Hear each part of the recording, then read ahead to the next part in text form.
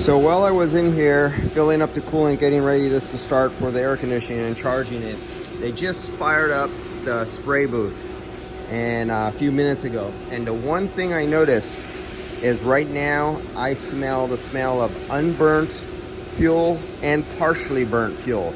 You don't smell carbon monoxide, it doesn't have a smell. You don't smell CO2, but you smell the oxides and the aldehydes of other particulate molecules that get produced in the flame process when burning especially a not clean flame.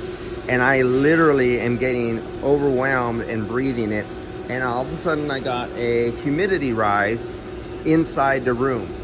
So this place is under a negative backdraft because the burners or the air, the filter, the blower for the paint booth is pulling from inside this room the air. They're supposed to be pulling it from outside, but for some reason this place must be going negative, and their burners for the heater are backdrafting and pulling unburnt and partially burnt gases from the gas furnace back into this building. And I could just smell it. It's just pretty overwhelming. I know what it smells like. And you guys into commercial HVAC or residential who actually do gas metering, and you actually take tests and you get to see the CO, the CO2, and the HCs and everything like that, you know what I'm talking about by the smell of partially burnt gases that are the ones that you're not reading. Well, that's what I'm getting hit with right now.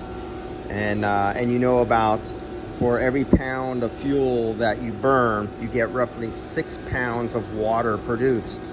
And you can feel that as humidity. And that's what I'm smelling and feeling right now when they fired on their burners inside this place. So there has to be some repositioning of their flue, and they got to control their backdrafting that's going on big time inside this body shop for their spray booth. Something's really wrong, and they're breathing this. I'm only breathing it for a short while, but they're breathing that all the time. All right, so I'll get back onto this. I just filled up the coolant and see how this Honda goes.